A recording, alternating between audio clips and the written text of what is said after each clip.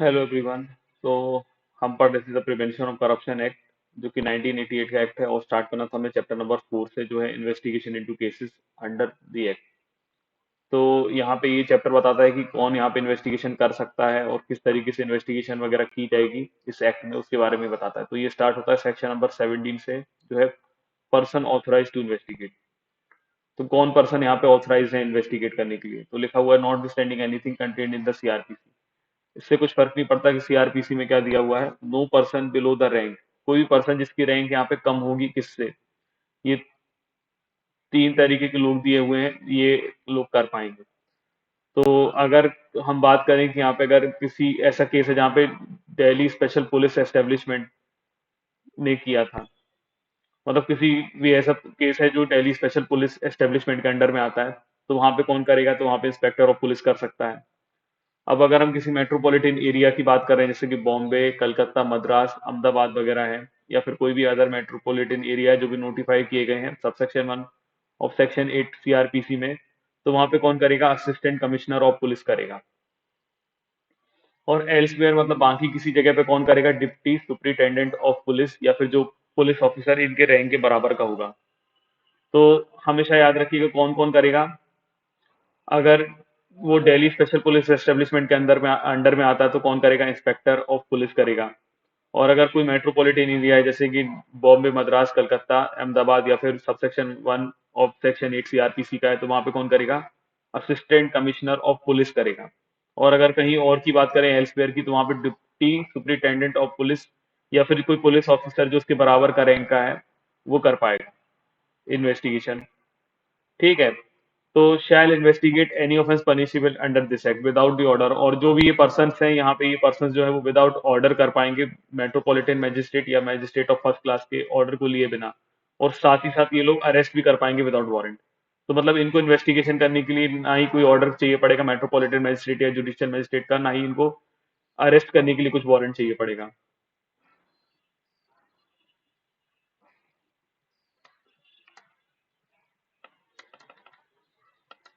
अब प्रोवाइडेड इसका जो है वो बताता है कि कोई भी अगर पुलिस ऑफिसर है जिसका not below the rank of inspector of police है, कोई भी पर्सन अगर not below the rank of inspector of police है,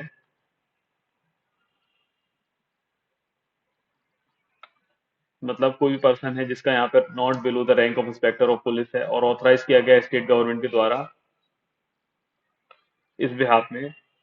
जनरल या स्पेशल ऑर्डर के द्वारा, तो वो भी यहाँ पे इन्वेस्टिगेट कर पाएगा किसी भी ऑफेंस को without order of metropolitan magistrate या मैजिस्ट्रेट ऑफ फर्स्ट क्लास के। और वो भी यहाँ पे अरेस्ट कर पाएगा विदाउट वारंट। तो मतलब सेम पावर जो है यहाँ पे क्या करेगी स्टेट गवर्नमेंट, चाहे तो वो दे सकती है जनरल या स्पेशल ऑर्डर के द्वारा ऐसे ऑफिसर का जिसका रैंक यहाँ पे इंस्पेक्टर ऑफ पुलिस से कम नहीं है, और उसको भी सेम पावर हो जाएगी इन्वेस्टिगेशन करने की और विदाउट वारंट अरेस्ट करने की। लेकिन प्रोवाइडेड फर्दर में लिखा हुआ है कि that an offence referred in clause B of subsection 1 of section 13। तो ये कुछ इस तरीके का ऑफेंस था, हमने सेक्शन 13 के सबसेक्शन 1 ऑफ क्लॉज बी में देखा था, कि जो पर्सन यहाँ पे इंटेंशनली एनरिच कर रहा था, मतलब इंटेंशनली वो खुद की प्रॉपर्टी में कन्वर्ट कर ले रहा था illicitly during the period of his office, मतलब जो ऑफिस की जो प्रॉपर्टीज थी उनको अपने अम,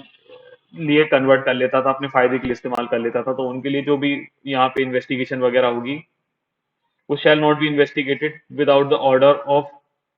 police officer not below the rank of superintendent of police. तो यहाँ पे ये अगर कोई भी ऑफेंस है, तो इसकी यहाँ पे इन्वेस्टिगेशन तब तक नहीं हो पाएगी जब तक कि यहाँ पे ऑर्डर नहीं ले लेते पुलिस ऑफिसर का जिसका रैंक यहाँ पे सुप्रिंटेंडेंट ऑफ पुलिस से कम ना हो, मतलब एसपी से कम ना हो। एसपी या एसपी से कम वाले पुलिस ऑफिसर की यहाँ पे परमिशन नहीं ली जाएगी। अगर एसपी परमिशन देगा तभी यहाँ पे इस ऑफेंस का इन्वेस्टिगेशन हो पाएगा। अब सेक्शन नंबर 17A है इंक्वायरी और investigation of offences related to recommendation made और decision taken by public servant in discharge of his official function और ड्यूटीज। तो यहाँ पे इंक्वायरी और इंक्वायरी दो तरीके वर्ड दिए हुए हैं। एक इंक्वायरी का मतलब होगा यहाँ पे पूछताछ, और एक इंक्वायरी का होगा जांच। और इन्वेस्टिगेशन का मतलब भी यही होता है, जांच वगैरह। तो इन सारी चीजों का मतलब किसी भी तरीके की इंक्वायरी इंक्वायरी और इन्वेस्टिगेशन नहीं कर पाएंगे। मतलब कौन कर पाएगा इसके बारे में बताया हुआ है कि जब भी किसी पर्सन ने ऐसे काम किया है कि जो रिकमेंडेशन उसने किया था रिकमेंडेशन की गई थी उस पर्सन के द्वारा, जो पब्लिक सर्वेंट है उसके द्वारा कोई डिसीजन लिया गया था जब वो डिस्चार्ज कर रहा था अपनी ऑफिशियल फंक्शन को या ड्यूटी को। तो मतलब अगर किसी भी पब्लिक सर्वेंट के द्वारा कोई रिकमेंडेशन की गई थी या कोई डिसीजन लिया गया था ऐसा पब्लिक सर्वेंट अपनी ड्यूटीज को डिस्चार्ज करते हुए या अपने फंक्शंस को परफॉर्म करते हुए, तो उसके बारे में जो भी इंक्वायरी इन्वेस्टिगेशन और जो भी है वो यहाँ पे नहीं होगा जब तक कि पुलिस ऑफिसर जो है, जो यहाँ पे कंडक्ट कर रहा है कोई भी इंक्वायरी इन्वेस्टिगेशन वगैरह एलिज्ड ऑफेंस का, अगर वो किसी पब्लिक सर्वेंट के द्वारा किया गया है और वो ऑफेंस किससे रिलेटेड है वो यहाँ पे एक्सप्लेन किया हुआ है कि रिलेटेबल टू एनी रिकमेंडेशन है जो उसने किया था या फिर जो डिसीजन उसने लिया था ऐसा taken by such public servant, मतलब उस पब्लिक सर्वेंट के द्वारा जो डिसीजन लिया गया था अपनी ड्यूटीज को डिस्चार्ज करते हुए और फंक्शंस को परफॉर्म करते हुए। तो यहाँ पे तब तक नहीं उनका यहाँ पे इंक्वायरी इन्वेस्टिगेशन और ये इंक्वायरी या इन्वेस्टिगेशन वगैरह तब तक नहीं हो पाएगा जब तक कि अगर वो पर्सन अगर एम्प्लॉय था एट द टाइम जब उसने वो ऑफेंस कमिट किया था, अगर वो कनेक्टेड था in the affairs of union, मतलब ये समझ लीजिए कि अगर वो यूनियन गवर्नमेंट जो होती है उनसे रिलेटेड कोई एम्प्लॉय था, मतलब जब वो उसने ऑफेंस किया था वो उतने टाइम किसका एम्प्लॉय था, जब उसने वो एलिट ऑफेंस किया था वो अगर एम्प्लॉय ऑफ यूनियन था तो हमें फिर ऑफ दैट गवर्नमेंट मतलब यूनियन की मतलब सेंट्रल गवर्नमेंट की परमिशन लेना पड़ेगी। और अगर इन केस अगर वो पर्सन जो था उसने जब ये ऑफेंस वगैरह किया था, जिसको जो एलिज्ड ऑफेंस किया था, अगर वो उस टाइम पे एम्प्लॉय किसका था इन connection with affairs of state था, मतलब स्टेट से रिलेटेड वो कोई एम्प्लॉय था, मतलब स्टेट का एम्प्लॉय था, तो किसका लेना पड़ेगा ऑफ दैट गवर्नमेंट, मतलब स्टेट गवर्नमेंट की यहाँ पे अप्रूवल लेना पड़ेगा। और in any other person, in any case of any other person, मतलब अगर कोई अदर पर्सन की बात कर रहे हैं तो उस अदर पर्सन को यहाँ पे कौन करेगा, तो कोई कंपिटेंट अथॉरिटी जो उस पर्सन को रिमूव कर सकती थी at the time when offence was alleged to have been committed.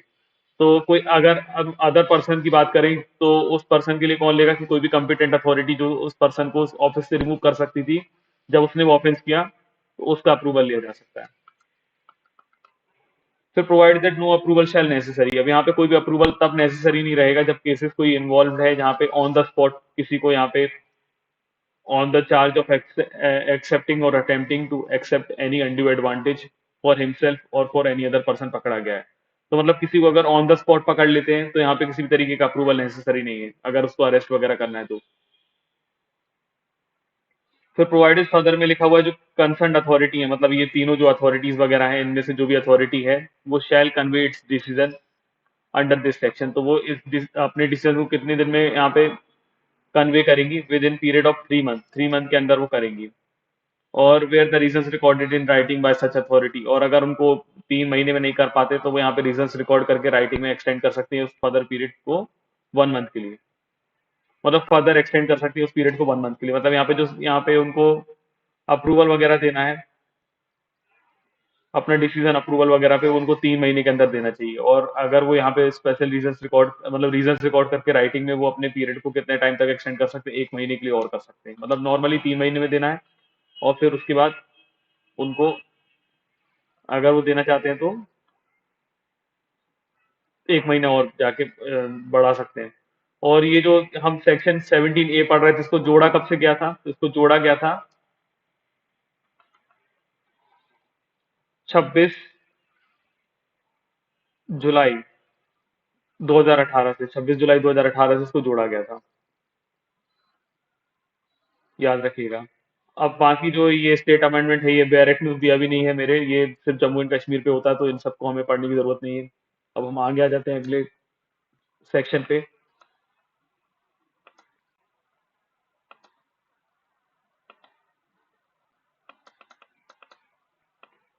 तो सेक्शन नंबर 18 है power to inspect bankers book, तो अगर कोई भी इंफॉर्मेशन यहाँ पे रिसीव होती है या फिर अदरवाइज किसी पुलिस ऑफिसर को मिलती है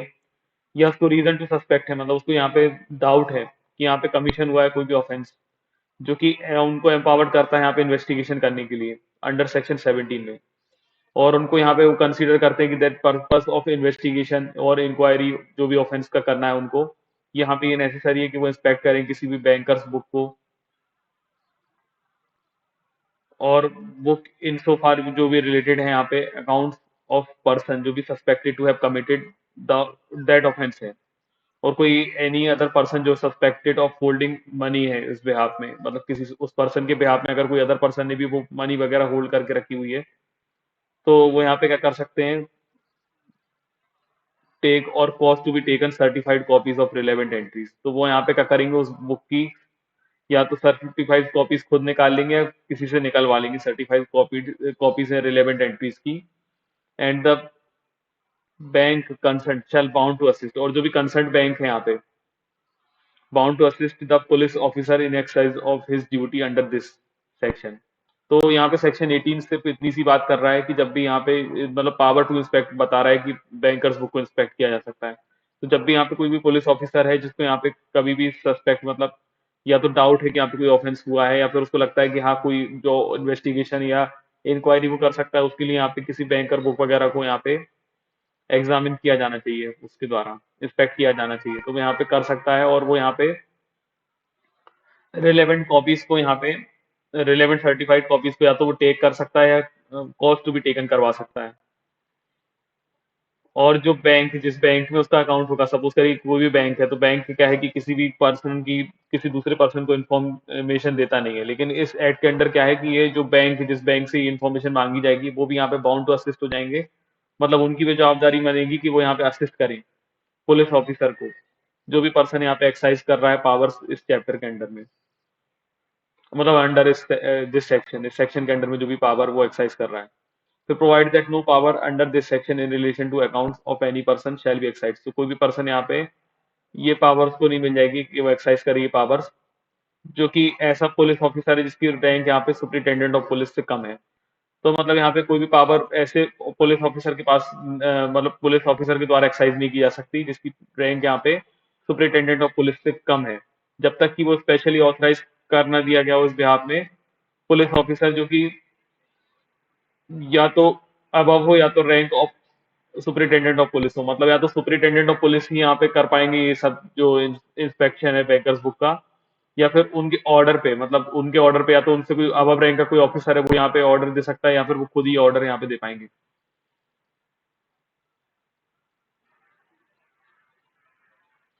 तो मतलब यहाँ पे एसपी ही कर पाएंगे, या फिर एसपी या एसपी से कोई बड़े रैंक का जो ऑफिसर है वो यहाँ पे ये ऑर्डर दे पाएगा बैंकर्स बुक को इंस्पेक्ट करने के लिए।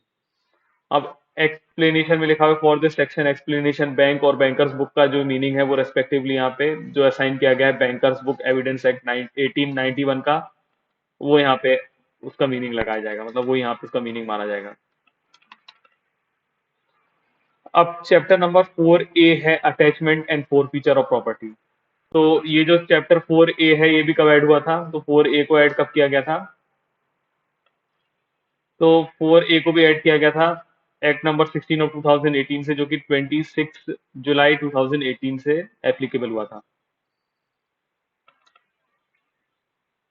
तो इसमें सिर्फ एक ही सेक्शन आता है, सेक्शन 18A। सेक्शन 18A बताता है कि provisions of criminal law ordinance जो 1944 का था वो अप्लाई हो जाएगा, अटैचमेंट जो भी होगा इस एक्ट में। तो इसमें लिखा हुआ है सेव एज अदरवाइज प्रोवाइडेड। तो जैसा कि अदरवाइज प्रोवाइडेड होगा यहाँ पे prevention of money laundering act 2002, जो कि एक्ट नंबर 15 ऑफ 2013 है। और जो भी प्रोविजंस हैं यहाँ पे क्रिमिनल लॉ अमेंडमेंट ऑर्डिनेंस 1944 के, वो यहाँ पे सो फार दे में अप्लाई टू द अटैचमेंट, तो वो यहाँ पे अप्लाई हो जाएंगे अटैचमेंट एडमिनिस्ट्रेशन और attachment of property in execution of orders वगैरह में, जो भी अटैचमेंट और कन्फिस्केशन ऑफ मनी प्रॉपर्टी जो भी प्रोक्योर की जाती है by means of offence under this act. तो मतलब इस एक्ट के ऑफेंस में जो भी की जाती है तो उनके ऊपर ये चीजें एप्लीकेबल हो जाएंगी। कौन कौन से, एक तो क्रिमिनल लॉ अमेंडमेंट ऑर्डिनेंस 1944 का जो है, और दूसरा prevention of money laundering act वगैरह, जो भी अटैचमेंट एडमिनिस्ट्रेशन और अटैच प्रॉपर्टी से रिलेटेड एग्जीक्यूशन ऑर्डर वगैरह जो है या कन्फिस्केशन ऑफ मनी प्रॉपर्टी का है, वो यहाँ पे एप्लीकेबल हो जाएगा उससे रिलेटेड। फिर लिखा हुआ for the purpose of this act, इस एक्ट के पर्पस के लिए जो प्रोविजंस हैं यहाँ पे क्रिमिनल लॉ अमेंडमेंट ऑर्डिनेंस 1944 के, उनका यहाँ पे शैल हैव इफेक्ट होगा to modification that references district जज शैल बी कंस्टिट्यूट स्पेशल जज। और जब भी यहाँ पे मतलब हम क्रिमिनल लॉ अमेंडमेंट ऑर्डिनेंस 1944 की बात करते हैं, तो वहां पे जहाँ पे भी कुछ मॉडिफिकेशन के साथ वो चीजें यहाँ पे एप्लीकेबल होंगी, जैसे कि जहाँ वहां पे जहाँ डिस्ट्रिक्ट जज लिखा हुआ है, वहां पे यहाँ के लिए हम उसको स्पेशल जज समझेंगे, क्योंकि यहाँ पे स्पेशल जज वगैरह ये केस वगैरह को ट्रायल करते हैं, और वहां उसमें डिस्ट्रिक्ट जज लिखा होगा, तो मॉडिफिकेशन के साथ डिस्ट्रिक्ट जज जो होगा वो स्पेशल जज हो जाएगा यहाँ पे। अब चैप्टर नंबर 5 है sanction for prosecution and other miscellaneous provisions. तो यहाँ पे इस वाले वीडियो में हम इस वाले चैप्टर का सिर्फ सेक्शन नंबर 19 कवर कर लेते हैं। और सेक्शन नंबर 19 जो है, previous sanction necessary for prosecution. तो यहाँ पे क्या होता है कि प्रीवियस सैंक्शन मतलब जैसे कि हम आईपीसी के, सॉरी सीआरपीसी के सेक्शन 196 से 199 तक देखते हैं। तो अगर किसी भी पब्लिक सर्वेंट वगैरह को प्रोसिक्यूशन वगैरह करना होता है किसी चीज के लिए, किसी किसी चीजों में यहाँ पे कैसा रहता है कि सैंक्शन रिक्वायर्ड होता है, तो उसी तरीके से यहाँ पे इसमें सैंक्शन रिक्वायर्ड होता है प्रोसिक्यूशन करने के लिए, मतलब ट्रायल करने के लिए, केस चलाने के लिए यहाँ पे प्रोसिक्यूशन जरूरी होता है। तो यहाँ पे लिखा हुआ no court shall take cognizance, तो कोई भी कोर्ट यहाँ पे कॉग्निजेंस नहीं लेगी जो भी पनिशेबल अंडर सेक्शन 7, 11,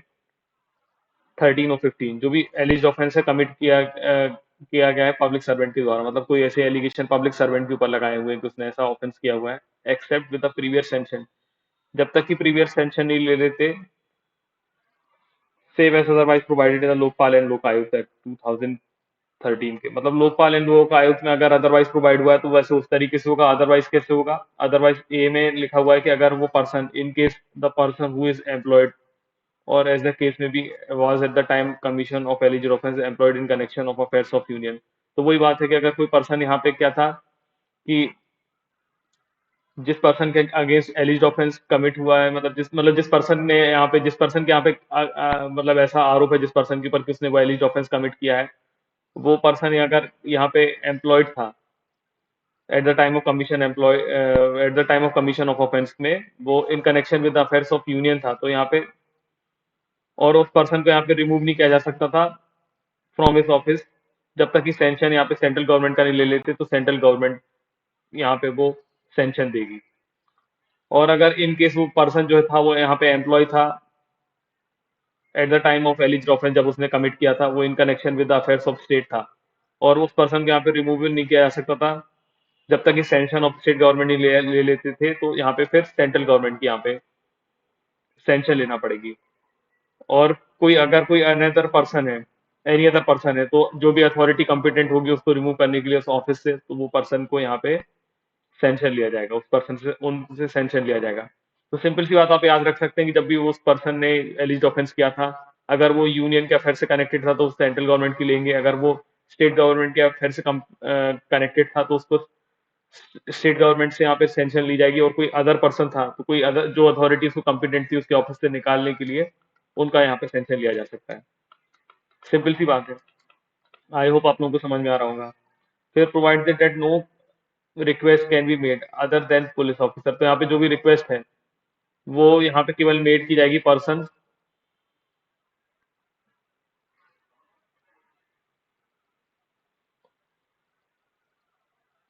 तो यहाँ पे कोई भी रिक्वेस्ट जो है, यहाँ पे कोई भी रिक्वेस्ट कोई ऐसा पर्सन नहीं कर सकता जब तक कि वो पुलिस ऑफिसर ना हो, या फिर जो ऑफिसर इन्वेस्टिगेशन एजेंसी या फिर अदर लॉ एनफोर्समेंट अथॉरिटी का ना हो। मतलब यहाँ पे कौन ले सकता है सेंशन, तो सेंशन किसी भी पर्सन के द्वारा ली जा सकती है, जब किसी पर्सन के द्वारा तब तक नहीं ली जा सकती जब तक कि वो पुलिस ऑफिसर ना हो, या फिर कोई ऑफिसर इन्वेस्टिगेशन एजेंसी का ना हो, या अदर लॉ एनफोर्समेंट अथॉरिटी का ना हो। और वो यहाँ पे अप्रूवल करेगा यहाँ पे अप्रोप्रिएट गवर्नमेंट को या कॉम्पिटेंट अथॉरिटी को, कि वो यहाँ पे प्रीवियस सेंशन ऑफ गवर्नमेंट और अथॉरिटी का taking cognizance respect of subsection unless. तो यहाँ पे क्या है, सीधी सी बात मैं आपको समझा देता हूँ, मुझे पढ़ने में इतना अच्छा नहीं आ रहा है, मैं आपको समझा देता हूँ, मुझे समझ में आ गया था। ये क्या बताता है, ये बताता है कि कोई पर्सन यहाँ पे सेंशन की रिक्वेस्ट नहीं कर सकता जब तक कि वो पुलिस ऑफिसर ना हो, या कोई इन्वेस्टिगेशन एजेंसी से का ऑफिसर ना हो, या कोई अदर लॉ इन्फोर्समेंट अथॉरिटी का ना हो। अब लेकिन यहाँ पे किसी पर्सन को अगर करना ही है, तो उस पर्सन को क्या करना पड़ेगा, अगर वो पर्सन को सेंशन चाहिए तो उस पर्सन को सबसे पहले क्या करना पड़ेगा, पर्सन को यहाँ पे फाइल करना पड़ेगी कंप्लेन कॉम्पिटेंट कोर्ट के सामने, मतलब कॉम्पिटेंट कोर्ट में एक उसको यहाँ पे कंप्लेंट फाइल करना पड़ेगी, जो भी ऑफेंस कमिट हुआ है, which public servant is sought to be prosecuted, जहाँ पे किसी पब्लिक सर्वेंट को यहाँ पे प्रोसिक्यूशन किया जाना है। और फिर उसके बाद जो कोर्ट है उसने डिसमिस नहीं किया, court has not dismiss the complaint under section 203 of CrPC. 203 में अगर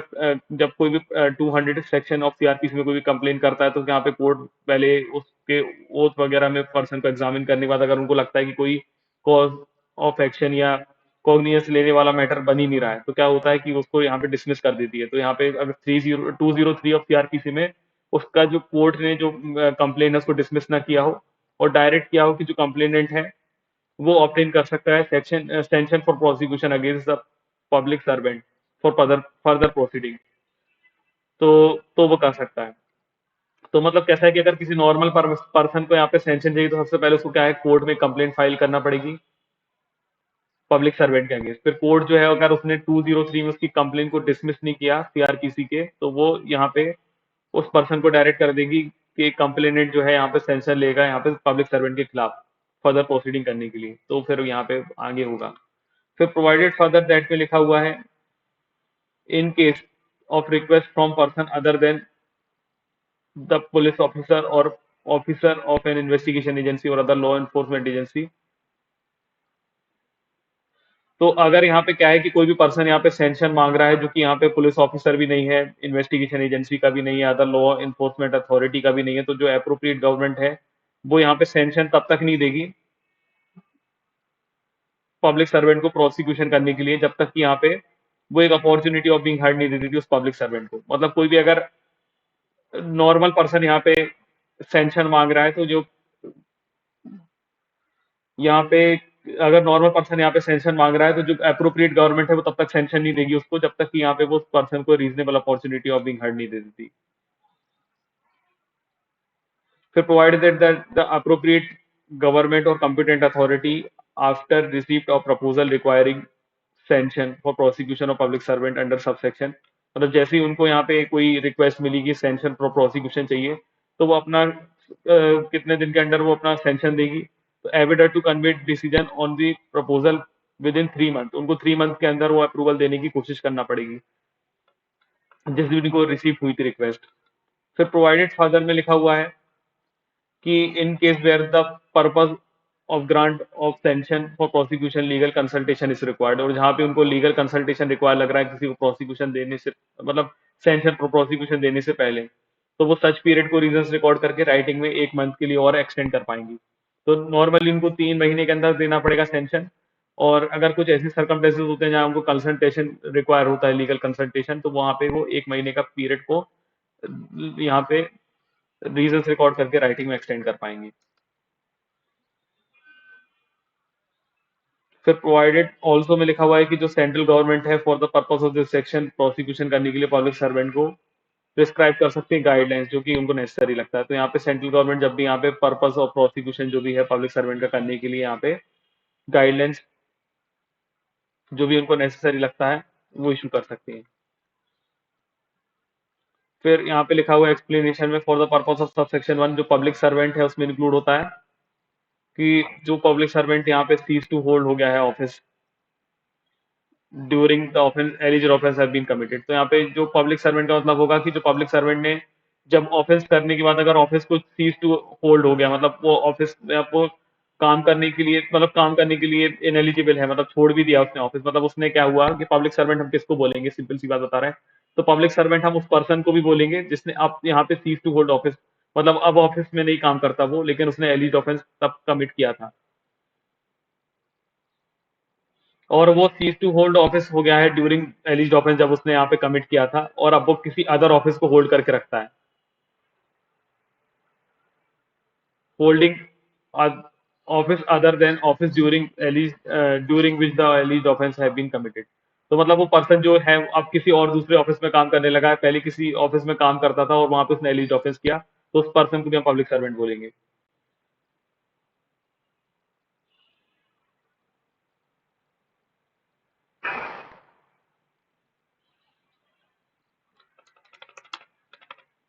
अब सब सेक्शन 2 बताता है कि जब भी यहाँ पे कोई any reason wherever any doubt arises, यहाँ पे कहीं भी अगर कोई डाउट आता है कि कौन यहाँ पे सेंशन दे सकता है सबसेक्शन 1 का, मतलब whether the previous sanction as required under subsection 1 should be given by central government या फिर स्टेट गवर्नमेंट देगा या फिर कोई एनी अदर अथॉरिटी देगी। तो जो सैंक्शन है वो कौन देगा यहाँ पे, अगर कभी भी रीजनेबल डाउट आ जाता है, मतलब एनी डाउट अराइज होता है, तो यहाँ पे फिर सैंक्शन कौन देगा, तो which would have been competent to remove public servant from his office at the time when alleged offence have been committed. तो मतलब जब भी यहाँ पे कोई डाउट आ जाता है सबसेक्शन 1 का कि यहाँ पे कौन देगा सैंक्शन, तो फिर ऐसे केसेस में क्या होगा कि सैंक्शन वो पर्सन दे पाएंगे, मतलब वो अथॉरिटी दे पाएंगे जो उस पर्सन को उस टाइम पे उस ऑफिस से निकालने की पावर रखते थे, उनके द्वारा यहाँ पे फिर उसका सैंक्शन दिया जाएगा। सिंपल सी बात है। फिर लिखा हुआ not standing anything content in the CrPC. CrPC में कुछ भी बात की होते हुए भी मतलब फर्क नहीं पड़ेगा यहाँ पे। कोई भी यहाँ पे फाइंडिंग सेंटेंस और ऑर्डर जो भी स्पेशल जज ने पास किया है उसको यहाँ पे मतलब नो लिखा हुआ है ना, नो, तो यहाँ पे मतलब उसको ना ही रिवर्स किया जाएगा ना ही अल्टर किया जाएगा, किसी भी कोर्ट के द्वारा अपील में कंफर्मेशन और रिवीजन भी नहीं किया जाएगा ऑन द ग्राउंड कि वहां पे या तो एब्सेंस था या फिर किसी भी तरीके का एरर था, ओमिशन था, इरेगुलरिटी थी सेंशन में सबसेक्शन 1 के, जब तक कि उसके ओपिनियन में ये फेलियर ऑफ जस्टिस ओकेजन नहीं हो जाता। मतलब क्या है कि अगर मान लीजिए किसी भी सेंशन को लेने में किसी भी तरीके का क्या हो सकते हैं हम कि एरर या इरेगुलरिटी या ओमिशन था, तो उसकी वजह से किसी भी कोर्ट की फाइंडिंग ऑर्डर या सेंटेंस को हम रिवर्स या अल्टर नहीं कर देंगे, केवल इस कारण से जब तक कि यहाँ पे उसको फेलियर ऑफ जस्टिस ना हो रहा हो उसके कारण। फिर बी में है कि no court shall stay proceeding. कोई भी कोर्ट यहाँ पे प्रोसीडिंग को स्टे भी नहीं करेगी, केवल इसी ग्राउंड पे कि कोई एरर, ओमिशन या इरेगुलरिटी है सैंक्शन को ग्रांट करने में, जब तक कि उस एरर, ओमिशन और इरेगुलरिटी से फेलियर ऑफ जस्टिस ना हो जाए। सिंपल सी बात है। फिर लिखा है no court shall stay proceeding. अब कोई भी कोर्ट यहाँ पे प्रोसीडिंग को तब भी स्टे नहीं करेगी on the ground that no court shall exercise power of revision, और ना ही यहाँ पे मतलब यहाँ पे कोई भी कोर्ट जो है यहाँ पे स्टे भी नहीं कर सकती प्रोसीडिंग को किसी भी अदर ग्राउंड पे, और ना ही कोई कोर्ट यहाँ पे पावर ऑफ रिवीजन को एक्सरसाइज कर सकती है किसी भी इंटरलोकेटरी ऑर्डर जो भी पास किया गया है इंक्वायरी, ट्रायल और अपील में और अदर प्रोसीडिंग्स में। तो मतलब यहाँ पे कोई भी जो कोर्ट है वो यहाँ पे किसी प्रोसीडिंग में ना ही स्टे लगाएगी किसी अदर ग्राउंड पे, ना ही कोई पावर ऑफ रिवीजन रखेगी कोई भी इंटरलोकेटरी ऑर्डर जो भी पास किया गया इंक्वायरी, ट्रायल, अपील वगैरह या अदर प्रोसीडिंग में।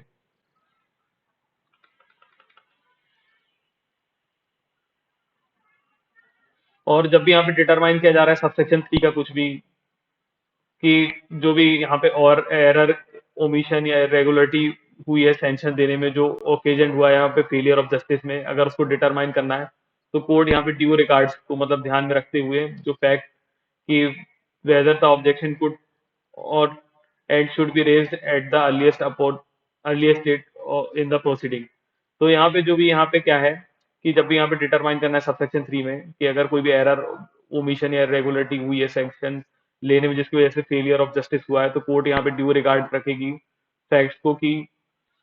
जो ऑब्जेक्शन है वो यहाँ पे अर्लीस्ट अपॉर्चुनिटी मतलब अर्लियर स्टेज ऑफ प्रोसीडिंग में लिया जा सकता था या नहीं लिया जा सकता था। मतलब ऐसा नहीं कि सिर्फ बाद में वो आके कह दे कि सैंक्शन लेने में कुछ एरर हुआ है इसलिए इस तरीके से पूरी तरीके से ये एरर वगैरह के कारण ट्रायल को भी शीट कर देना चाहिए। तो नहीं, यहाँ पे पहले ये देखा जाएगा कि अर्लीस्ट स्टेज ऑफ प्रोसीडिंग पे वो लिया जा सकता था या नहीं लिया जा सकता था। फिर एक्सप्लेनेशन में लिखा हुआ है for the purpose of this section error में इंक्लूड होता है competent authority to grant sanction. मतलब एरर का मतलब क्या होता है, तो एरर का मतलब होता है कि यहाँ पे कॉम्पिटेंट अथॉरिटी ने जो यहाँ पे सैंक्शन किया उसके उससे रिलेटेड हो सकता है। और जो सैंक्शन रिक्वायर्ड होता है प्रोसिक्यूशन के लिए उसमें इंक्लूड होता है किसी तरीके के रिक्वायरमेंट जो कि at the instance specified authority के द्वारा या फिर सैंक्शन जो स्पेसिफाइड पर्सन दे रहा था या कोई रिक्वायरमेंट सिमिलर नेचर की थी, तो वो यहाँ पे एरर माना जाएगा। मतलब जो सैंक्शन रिक्वायर्ड था तो यहाँ पे जो उसके लिए कुछ भी तरीके का रिक्वायरमेंट था प्रोसिक्यूशन के लिए कोई स्पेसिफाइड अथॉरिटी का, तो वो यहाँ पे माना जाएगा। तो आई होप आप लोग समझ पाए होंगे। अब नेक्स्ट वीडियो में सेक्शन नंबर 20 से देखेंगे।